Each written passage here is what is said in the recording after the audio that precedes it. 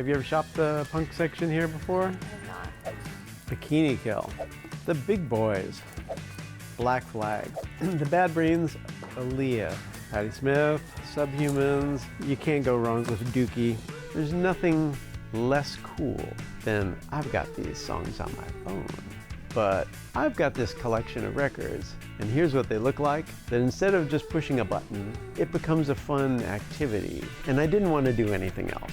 I want to continue this path I'm on of eating, sleeping, breathing music. Hi, I'm Chuck Roast, owner of Vinyl Edge Records here in Houston, Texas.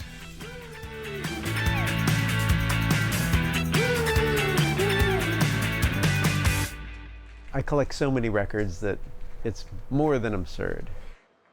When I was a kid, I was always around records. So we each had our own little record player, and we each had our own record collection.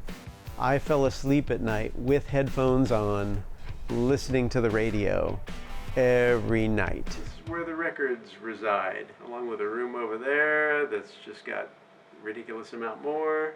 In high school, as soon as I had a car, I was off to going to concerts.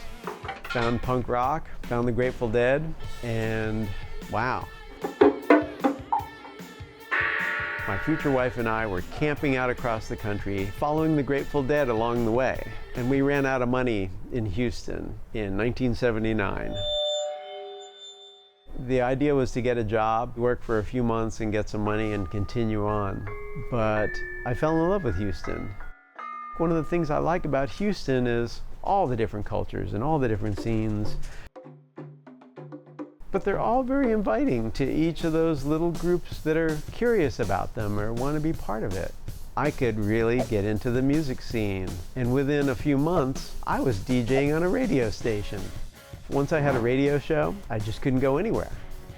A lot of bands at the time couldn't even get their records into stores, and you couldn't really see many bands play except for the biggest bands, the Ramones and stuff like that. One of my starts in punk rock was when I went to see these two bands together. My wife swears she's still deaf from that show in one ear.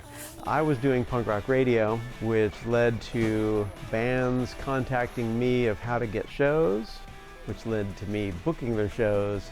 And then when they would come through town, I would buy their records from them. The Big Boys, this is like one of Texas's best punk bands of the early punk movement. So the next show I would put on, I had their records on a table at the concert venue.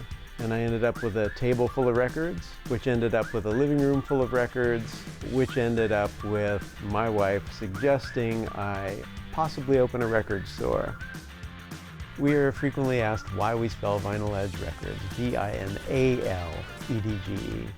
We wanted to convey at the time that we're selling records, which people call vinyl, and that we were selling music on the outer edges of what some people considered music, like the final edge.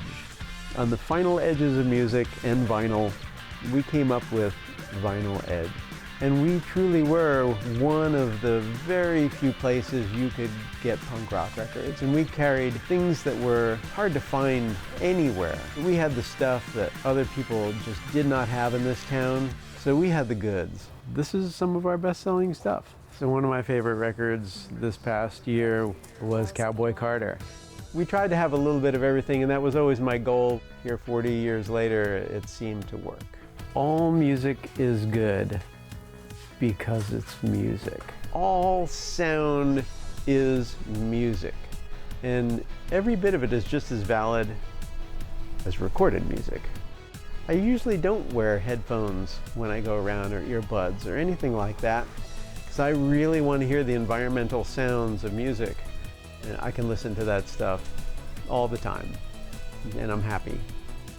And wherever we go, we pick up rocks. I am of an age where I am getting close to what would be retirement. There are those of us that just have that bug where we want to collect something. But the people who come in here might be more than one thing, but they definitely like to collect records. And when you're done with it, you can trade them in, you can sell them off, but odds are a lot of people really collect them for a long time.